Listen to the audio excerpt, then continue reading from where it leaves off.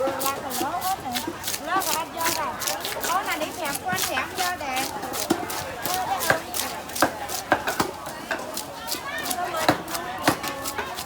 Nó con ôm.